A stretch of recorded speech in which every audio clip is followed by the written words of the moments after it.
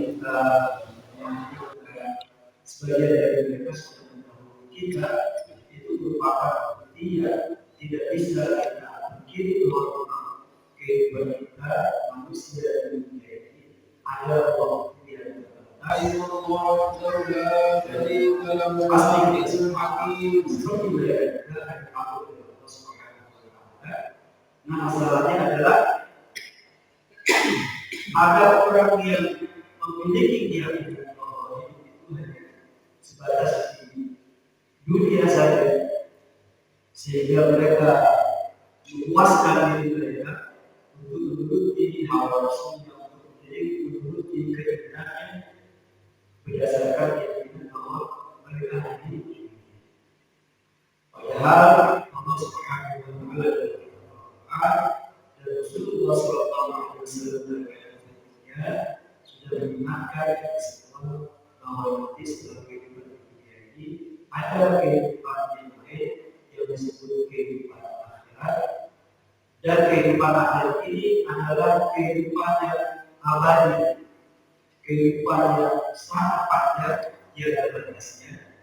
Maka bagi orang yang berakal tentunya betul-betul mempersiapkan diri dengan ibadah saleh untuk bisa memasuki alam kiamat dengan keuntungan memangnya dari jadi payah dalam beribadah kepada Allah Subhanahu wa Ta'ala, memangnya jadi payah dalam melakukan berbagai amal saleh baik yang sifat pribadi diri sendiri kepada Allah Subhanahu wa Ta'ala maupun amal saleh yang sifatnya sosial, zakat, hadirin jamaah yang diberkati oleh Allah Subhanahu wa Ta'ala, dalam pemahaman yang diajarkan Islam kepada kita bahwa dimensi alam yang terdiri dari 5 alam itu, yaitu alam ajali atau alam ruh, kemudian alam rahim, dilanjutkan alam dunia seperti saat ini, lalu nanti ada alam barzakh yaitu batas antara alam dunia dan alam akhirat, lalu yang kelima adalah alam akhirat. Semua kelima dimensi alam ini sudah ada semuanya saat ini, termasuk akhirat. Maka di beberapa riwayat diceritakan ketika Rasulullah SAW berkumpul dengan para sahabat, tiba-tiba terdengar suara yang dentuman yang sangat keras sekali.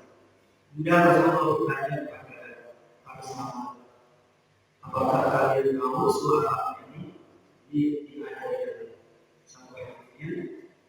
Kemudian para sahabat menjawab, hanya Allah dan Rasulnya yang tahu. Kalau Rasulullah memberi jawaban, ini adalah satu batu yang meluncur dari permukaan neraka jahanam, dan setelah itu tahu baru sampai dasar neraka jahanam, dan ketika sampai di dasar neraka jahanam itu menimbulkan suara yang sangat dahsyat, sangat besar sebagaimana yang tadi kita sama-sama lihat. Begitu jawaban Rasulullah SAW. Artinya apa? Artinya bahwa alam akhirat itu memang sudah ada, sudah diciptakan oleh Allah Subhanahu wa Ta'ala bersama dengan keempat dimensi alam yang lainnya, yaitu alam ruh, kemudian alam rahim, alam dunia, alam barzakh, dan alam akhirat. Lalu ketika Rasulullah SAW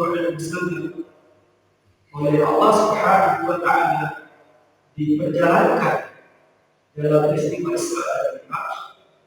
Isra itu perjalanan malam hari dari Mekah ke Baitul Maqdis di Palestina sekarang ini.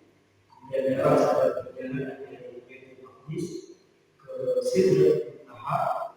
Sidratul Muntaha letaknya di atas langit yang tujuh, dalam tingkat 1, 2, 3, 4, 5, 6, 7, dan di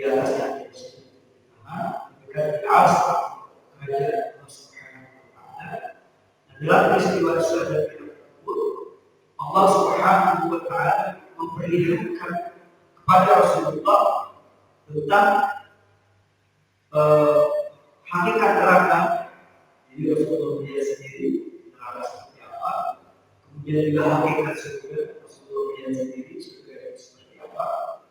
Maka kita kembali dari perjalanan Isra dan Mi'raj tersebut, Rasulullah SAW memberitahu kaum muslimin sahabat-sahabat beliau dengan kabar beliau yang benar, al-jannah haqqun wa an-nar, surga itu betul ada dan neraka. Jadi kurang sayang apanya Rasulullah SAW menyampaikan tentang dimensi alam semesta ini kepada kita semua supaya kita betul-betul yakin bahwa tentang alam akhirat itu betul-betul ada dan semua manusia tanpa kecuali nanti akan menuju ke arah sana.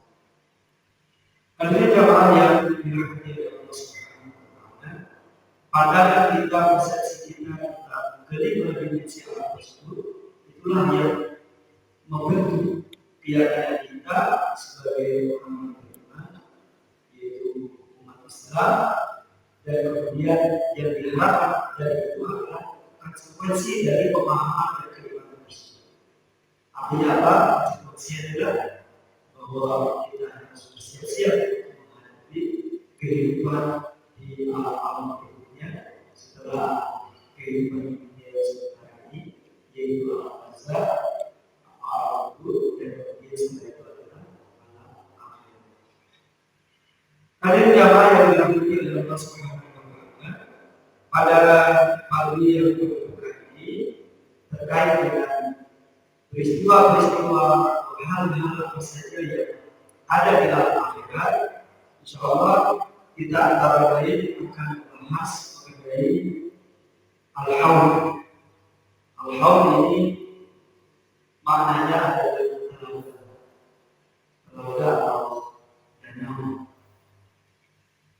Di akhirat nanti ada danau-danau yang dipersiapkan oleh Allah Subhanahu wa Ta'ala yang diberikan kepada orang-orang yang saleh, orang-orang yang beriman sejalan Nabi Adam alaihissalam, hingga manusia yang hidup di akhir zaman, yaitu dengan diberikannya kepada semua nabi dan semua rasul, termasuk kepada Nabi kita Muhammad Sallallahu Alaihi Wasallam. Jadi ada, kalau kita berbagi, ada telaga Rasulullah Sallallahu Alaihi Wasallam, kemudian ada telaga yang lain, yaitu nabi-nabi yang lain. Jadi orang-orang yang beriman, orang-orang yang saleh yang diberi oleh Allah Subhanahu wa Ta'ala calon ahli surga, sebelum mereka meniti sirat atau berjalan di atas jembatan, di atas jalan itu, nah terlebih dahulu orang-orang yang beriman ini menghadap ke nabi masing-masing. Nah, kita orang yang beriman mudah-mudahan juga diperkenankan untuk mampir ke telaga Rasulullah Sallallahu Alaihi Wasallam.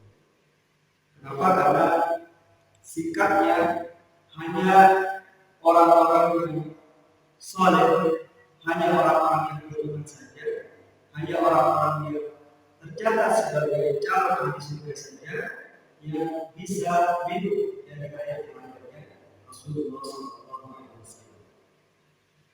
Hadirin jamaah yang diikuti oleh Allah Subhanahu wa Ta'ala, tentang telaga yang ada di hari akhir ini disebutkan dalam kitab ini, wa yajibu 'alaina an nu'mina bima akhbara bihi Mustafa sallallahu alaihi wasallam 'an al-haud alladhi tafaddala Allah bihi 'alaihi wa 'ala ummatihi. Kita wajib meyakini tentang adanya telaga yang Allah berikan kepada Rasulullah sallallahu alaihi wasallam dan juga kepada umatnya. Hal ini berdasarkan hadis sahih yang mutawatir yang telah disampaikan oleh Nabi Muhammad sallallahu alaihi wasallam. Fa inna al-ahadits al-waridah fi dzalika taqulu hadits.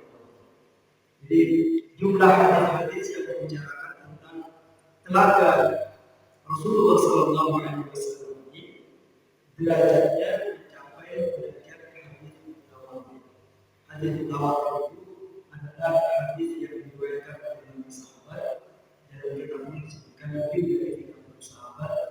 Nanti sebagai namanya sebutkan dalam pembahasan ini yang tidak mungkin mereka itu bersepakat untuk berdusta kepada manusia.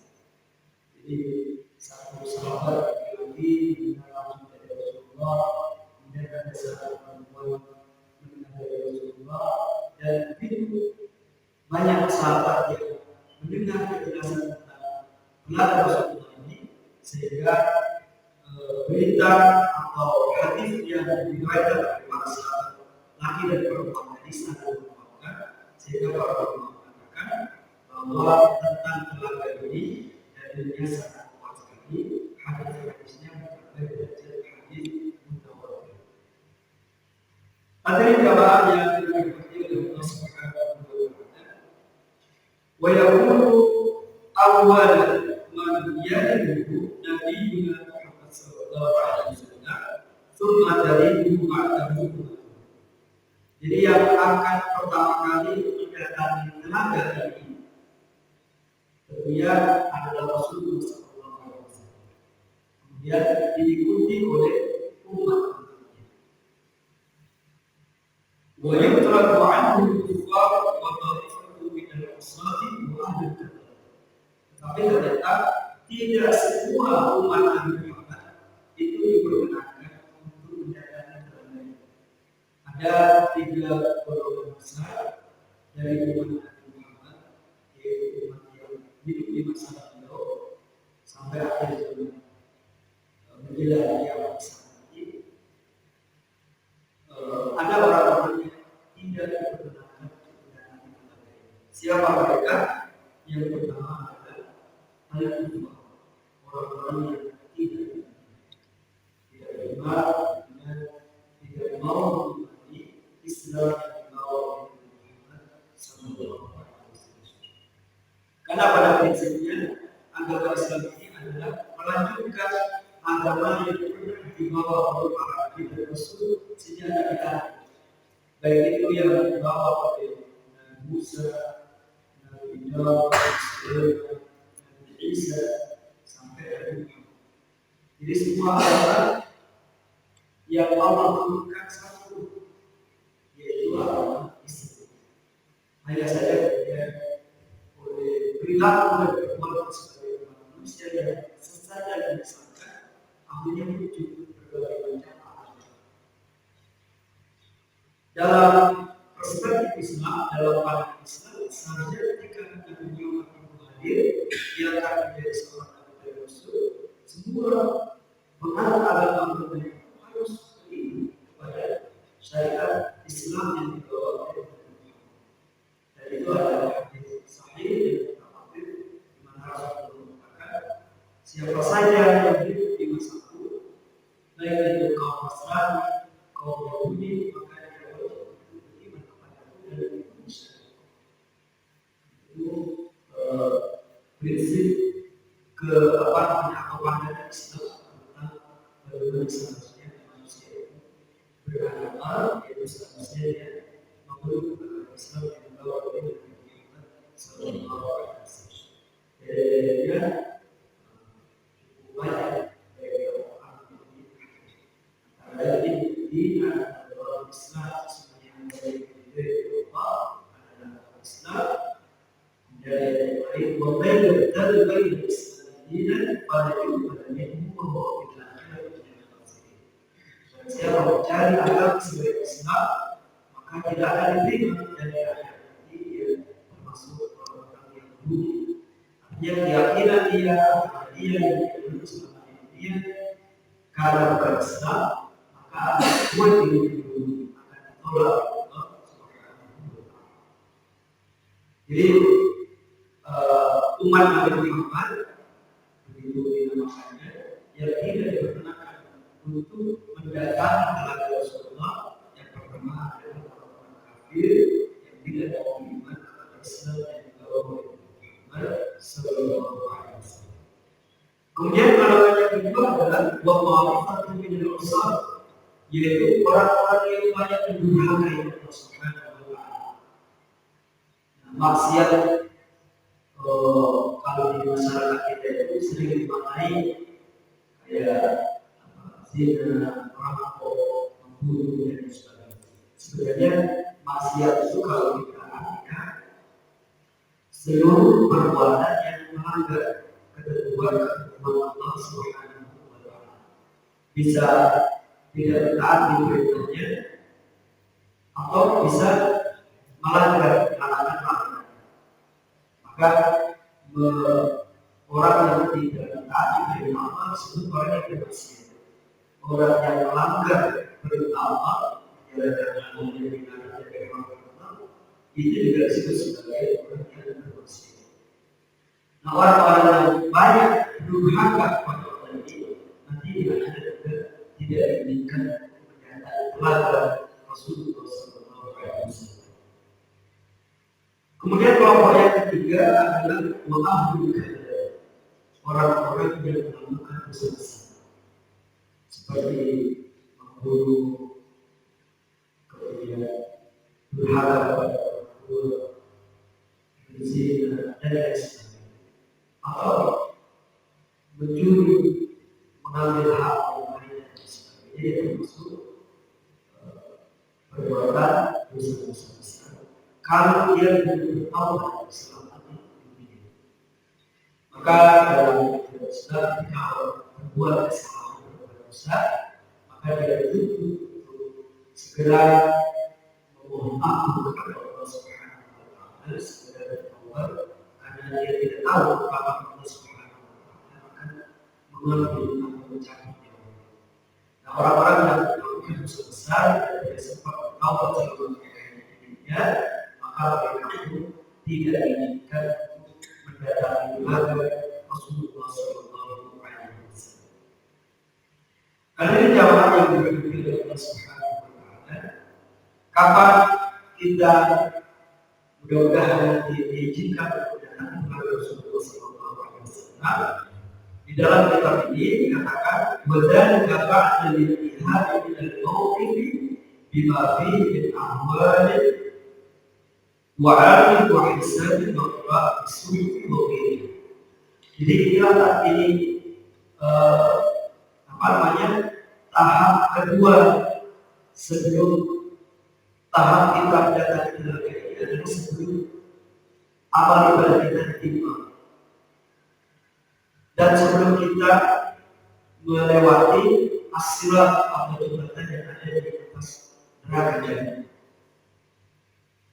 yaitu bahwa setelah perbuatan-perbuatan kita diperlihatkan oleh Allah, kemudian diperhitungkan oleh lisan, setelah masing-masing kita membaca catatan-catatan amalnya, dan baru kita menuju ke Rasulullah SAW.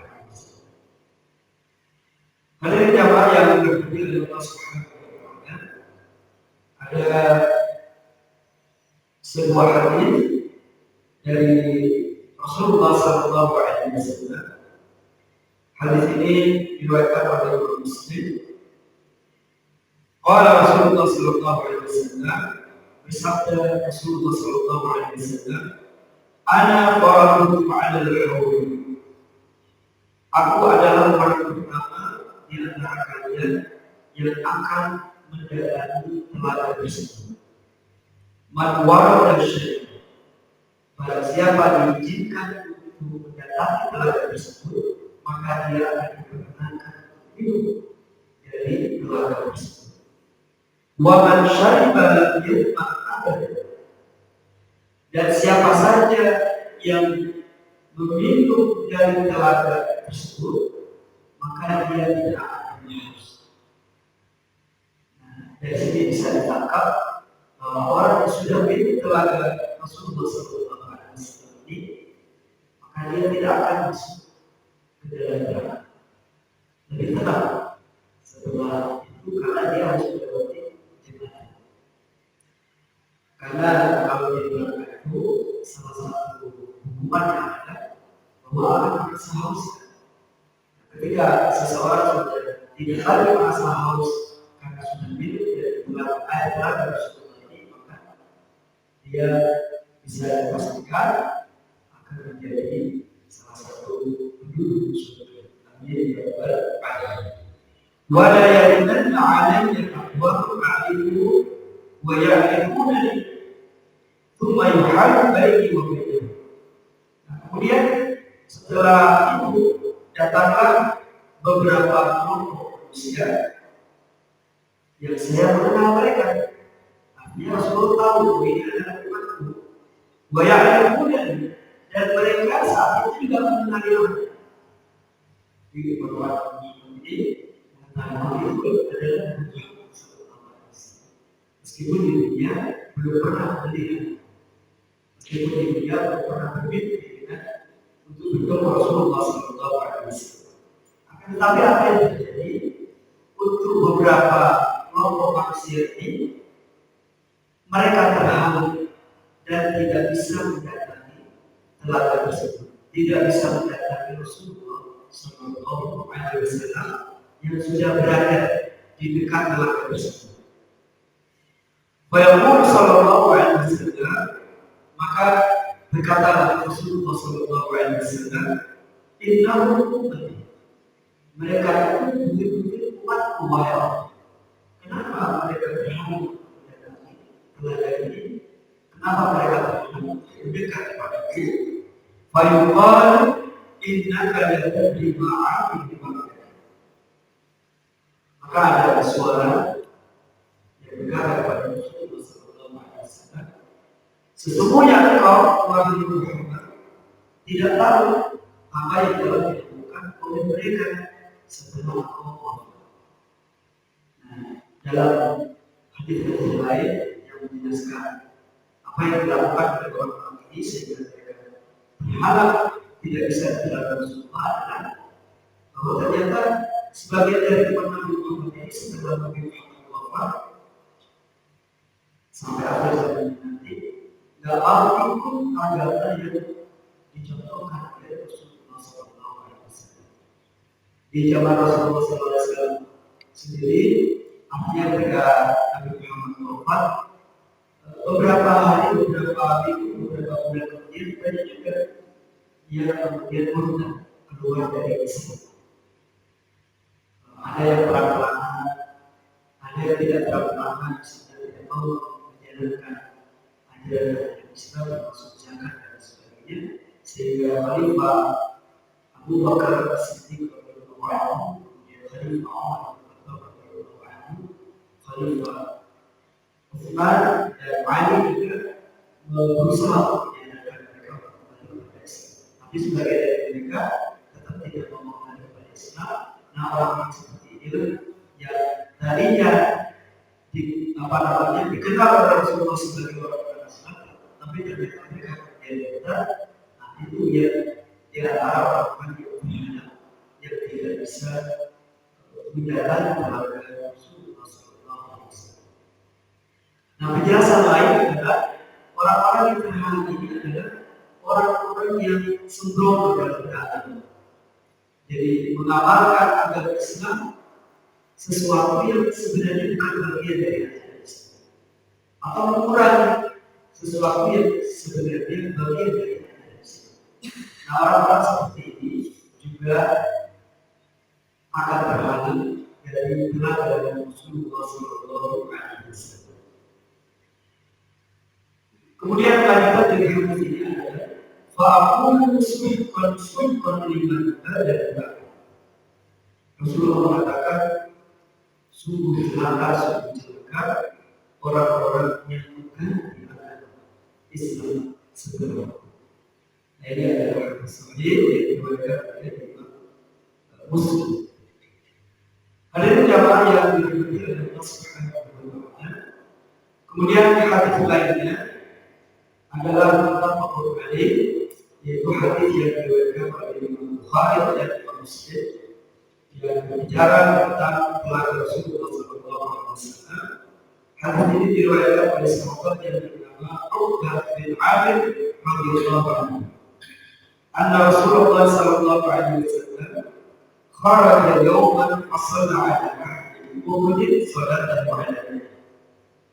Sahabat Uqbah bercerita bahwa pada suatu hari setelah berhenti perang Uhud, Rasulullah keluar dari rumahnya, kemudian melaksanakan sholat jenazah berhadap sahabat-sahabat yang gugur mati syahid dalam perang Uhud. Lalu Rasulullah setelah melaksanakan sholat jenazah tersebut naik ke mimbar beliau yang ada di Masjid Nabawi. Kemudian beliau bersabda, "Inni faradun lakum wa ana syahidul alim." Sesungguhnya nanti di hari akhir aku adalah orang yang pertama kali mendatangi telaga dan aku akan menjadi saksi atas diri kalian. Menjadi saksi atas diri kalian ini adalah bahwa di setiap masa Allah Subhanahu wa Ta'ala itu mengirimkan atau mengutus para nabi atau rasul. Para nabi atau rasul ini akan menjadi saksi bagi umat, siapa yang beriman, siapa yang tidak beriman. Nah, Rasulullah SAW juga begitu. Beliau akan menjadi saksi nanti di hari akhir bagi umat beliau kepada semua manusia yang hidup di zaman beliau sampai seluruh manusia yang akan hidup sampai akhir zaman. Beliau akan menjadi saksi atas keimanan orang-orang ini. Apakah betul beliau beriman atau tidak?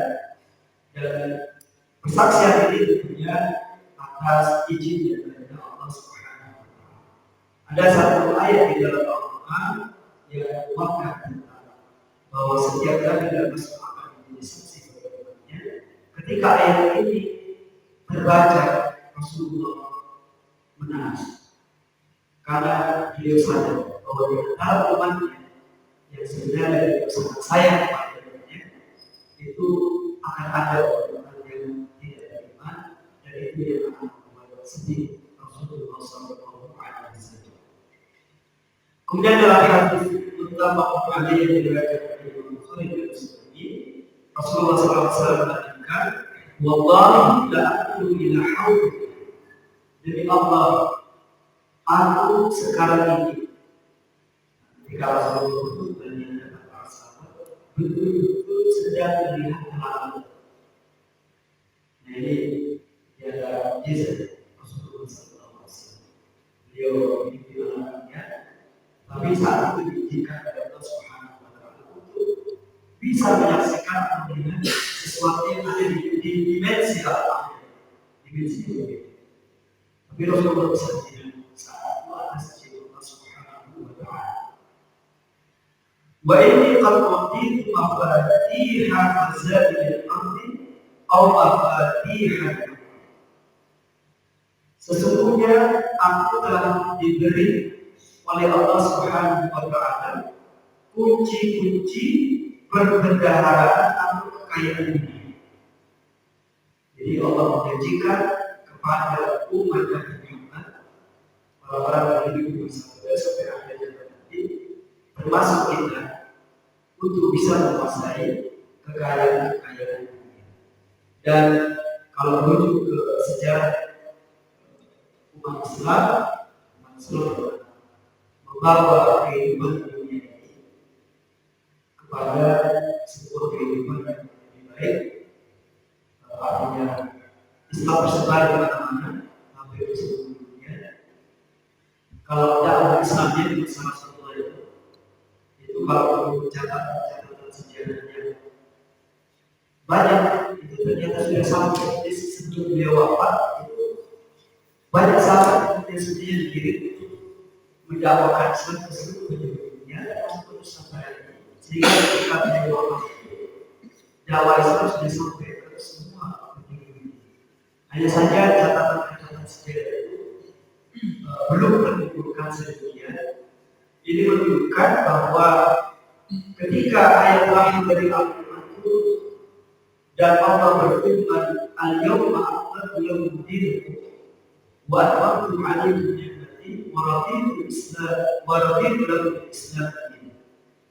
Pada hari ini aku telah sempurnakan kalian agama kalian dan aku telah sempurnakan nikmatku atau karunia pada kalian dan aku telah ridho Islam sebagai agama kalian. Ketika ayat itu dakwahnya sudah sampai ke seluruh dunia dan diharapkan murid-murid dari para sahabat yang sampai di wilayah itu kemudian menjalankan Islam. Hadirin jamaah yang dirahmati oleh Allah Subhanahu wa Ta'ala. Jadi di antara yang dijanjikan oleh Allah pada Nabi Muhammad bahwa umat Nabi Muhammad ini akan diberi musik-musik berdarah kekayaan dunia, artinya akan menguasai dunia dan itu sudah pernah terjadi. Tapi apa yang dikhawatirkan oleh Rasulullah dengan kaki yang sering kepada umatnya, Rasulullah Sallallahu Alaihi Wasallam bersabda, wa inni wallahi ma aqalu alaikum musyrik. Nanti setelah kunci-kunci kekayaan dunia ini sudah kalian dapatkan, aku tidak takut diri kalian akan berbuat syirik. Walakin akhafu an tatanabasu. Tetapi yang aku takutkan adalah bahwa kalian akan berlomba-lomba untuk menguasai kekayaan. Jadi yang pertama syirik itu tidak dilakukan. Tapi sebenarnya masih ada juga umat Rasulullah SAW yang membuat syirik sampai akhir nanti kamu sudah dan. Tapi yang lebih ditakutkan oleh Rasulullah dari perbuatan syirik itu untuk kita bagian adalah bahwa akan ada sebagian dari umat Rasulullah ini yang berlomba-lomba ingin menguasai dunia dan melupakan Islam.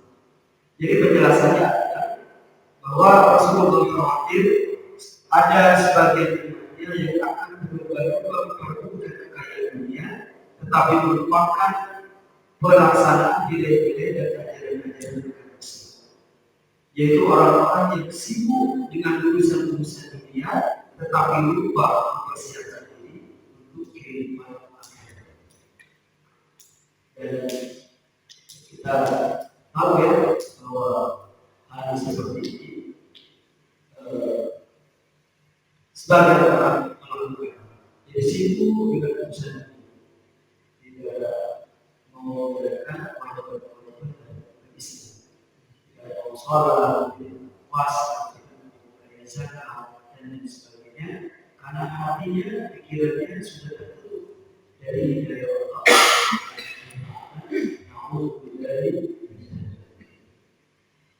Ada jamaah yang berhubungan dengan Allah Subhanahu wa Ta'ala.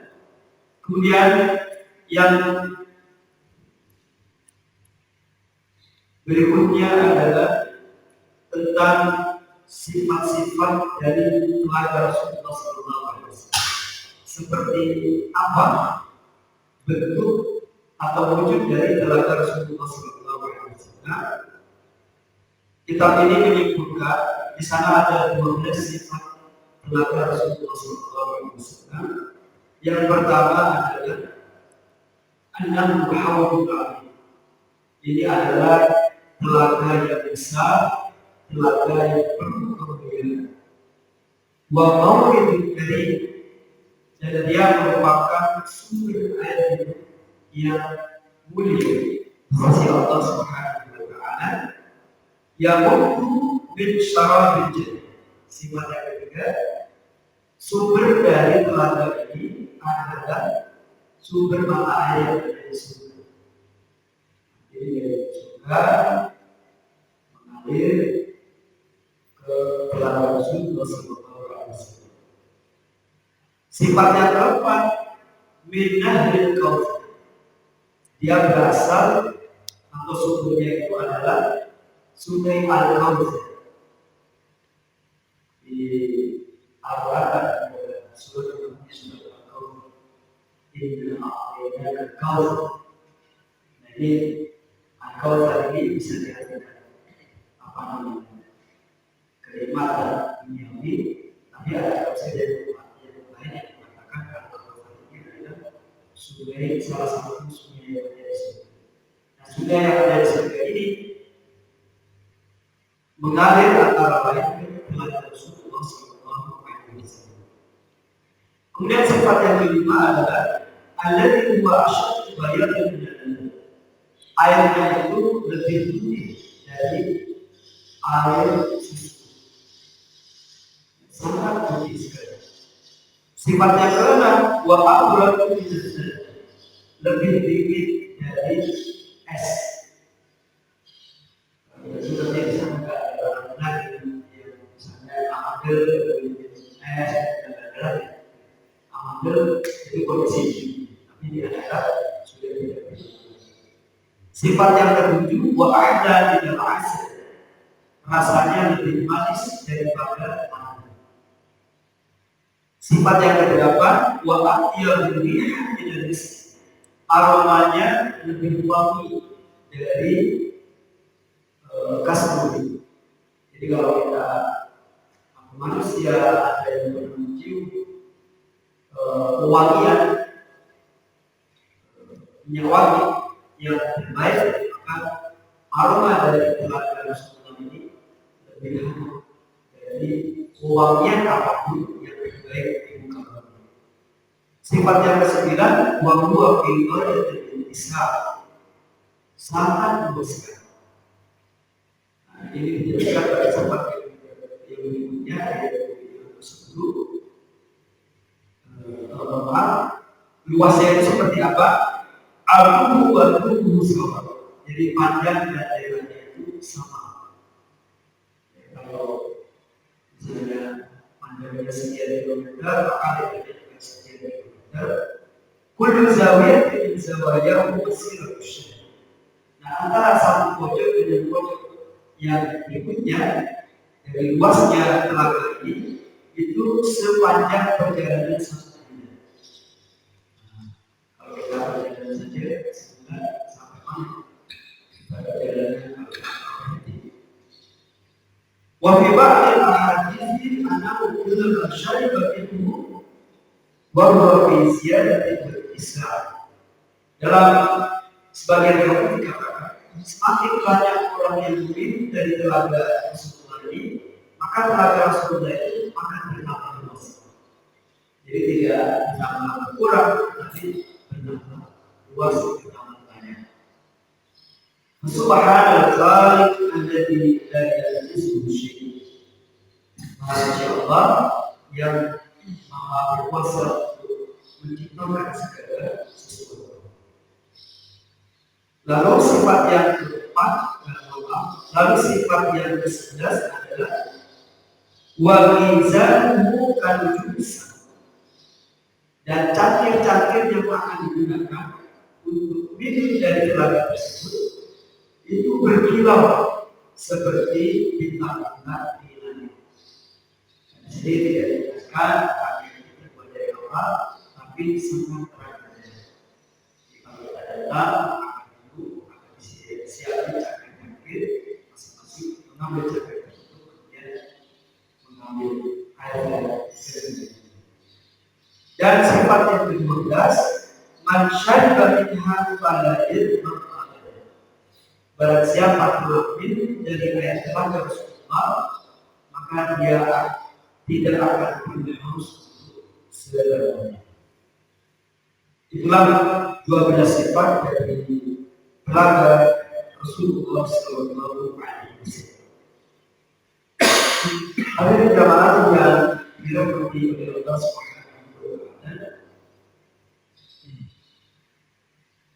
Kemudian di paragraf terakhir mengenai penjelasan dari telaga Rasulullah SAW ini dijelaskan dalam kitab ini. Ahadits al-hadis sahihah, hadis-hadis yang menjelaskan tentang telaga Rasulullah ini semuanya adalah hadis sahih.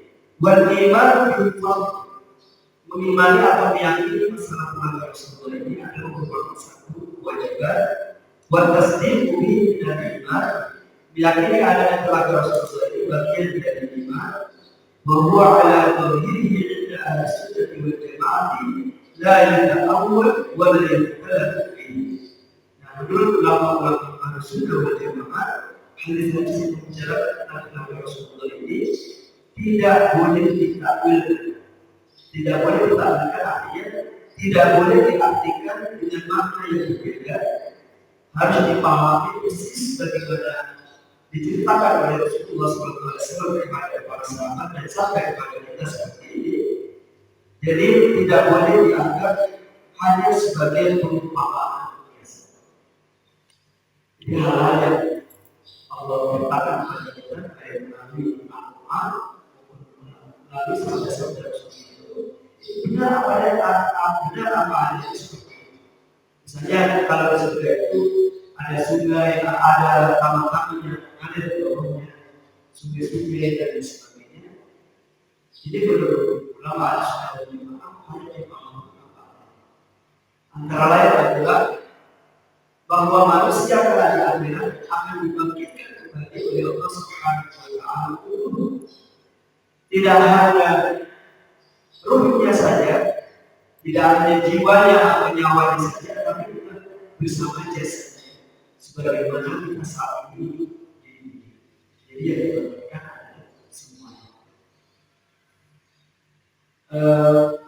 Kemudian ketika orang-orang yang saleh ahli surga itu masuk ke dalam surga, itu seperti apa yang dikatakan Allah Subhanahu wa Ta'ala dalam Al-Quran yang berbeda dengan Rasulullah SAW. Misalnya Natal, kemudian menarik dalam air adalah sungai yang terbuat dari susu, sungai yang terbuat dari khamar, sungai yang terbuat dari madu dan sebagainya. Kenapa ini ditegaskan dalam ini? Karena ada kelompok-kelompok yang berpendapat bahwa fakta-fakta dan peristiwa yang terjadi di hari akhirat nanti itu hanya kehidupan hidup, hanya kehidupan rohani saja, bukan kehidupan jasad. Nah, pendapat ini adalah pendapat yang tidak benar. Jadi kita harus berhati-hati. Nah, biasanya pendapat seperti ini yang menyalahi ayat dan Al-Quran Rasulullah itu disampaikan dengan logika yang dibuat. Misalnya alasan mereka adalah kenapa Allah Subhanahu wa Ta'ala menggambarkan surga dengan taman-taman, dengan keluarga, dengan sungai-sungai yang lain dan sebagainya.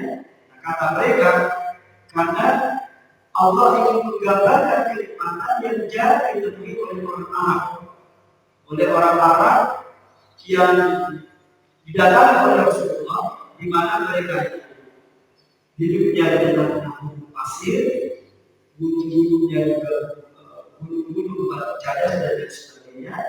Jadi kenikmatan menurut orang Arab adalah kalau mereka bisa hidup di dunia yang penuh dengan taman-taman, penuh dengan telaga-telaga, penuh dengan sungai-sungai yang mengalir, maka Allah berbicara kepada mereka tentang kenikmatan yang utama adalah kenikmatan tersebut. Nah, jadi itu logika yang dipakai oleh orang-orang yang tidak dipercaya gambaran yang disampaikan oleh Al-Quran mengenai surga dan juga mengenai neraka. Tapi semua bayangan manusia tentang bagaimana surga itu jauh dari realita. Realita yang jauh lebih baik, jauh lebih indah, jauh lebih nyaman dan jauh lebih nikmat daripada apa yang kita bisa bayangkan di dunia saat ini. Dalam bahasa Rasulullah, apa yang akan kita temui di surga nanti adalah ma la 'ainun ra'at wa la udhun sami'at wa la khatar 'ala qalbi. Surga itu hakikatnya tidak pernah terlihat oleh mata siapapun, tidak pernah terdengar oleh mata siapapun. Jadi kalau ada orang menggambarkan dalam kisah atau animasi atau video indah di surga seperti ini. Nah, faktanya nanti jauh lebih indah dari bayangan-bayangan atau kebenaran. Maka di penggalan akhir hadis ini dikatakan wala khatara 'ala al-qalbi. Jadi apapun yang terbersit dalam pikiran dan hati kita tentang begitu indahnya surga, maka surga yang sebenarnya jauh lebih bagus dari pandangan kita. Nah, itu tawaran-tawaran yang Allah tawarkan kepada kita dan juga seluruh tawaran kita dan kenikmatan setelah kita di mudah-mudahan memotivasi kita semua untuk semangat lagi dan taat Allah Subhanahu wa Ta'ala. Amin. Hadirin jamaah yang dirahmati oleh Allah Subhanahu wa Ta'ala. Nah, sebenarnya di malam terakhir pembahasan tentang Rasulullah ini disebutkan dalam masalah yang namanya itu yang mendengar langsung dari Rasulullah SAW ketika Rasulullah menjelaskan tentang hakikat dari iman. Sebagai contoh saja di sini Umar, Aisyah, Abu Zar, Muhammad, jadi perhari Abu Dhar, Umar, Malik, semua kemudian Abu Bakar, Zaid bin Arqam, Abu Zaid, Abu Barzah, Suhaib bin Hamdan, Abdullah bin Sanabi, Abu Azib, Asma bin Abu Bakar, Abu Qais dan lain sebagainya. Jadi para ini sepertinya sekali lagi seperti kita tadi supaya kita yakin bahwa masalah Rasulullah ini adalah sesuatu yang pasti akan ada di kehidupan kita. Dan seperti tadi sudah disampaikan bahwa akhirat itu sekarang sudah ada. Kita karena itu masuk hal yang lain, maka kita bisa dengan keimanan. Terbatasan akal kita sebagai manusia biasa. Demikian ini Allah Subhanahu wa Ta'ala membahas kita dari salah satu hal yang terjadi di akhirat, yaitu tentang adanya Rasulullah SAW.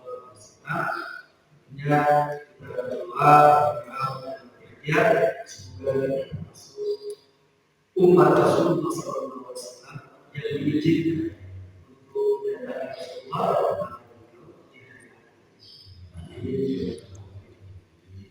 sebelum itu barangkali ada pertanyaan atau pertanyaan dari jemaah di persidangan.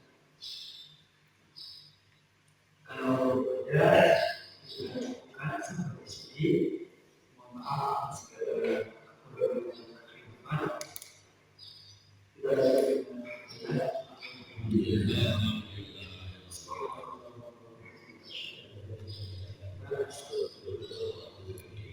Assalamualaikum warahmatullahi wabarakatuh.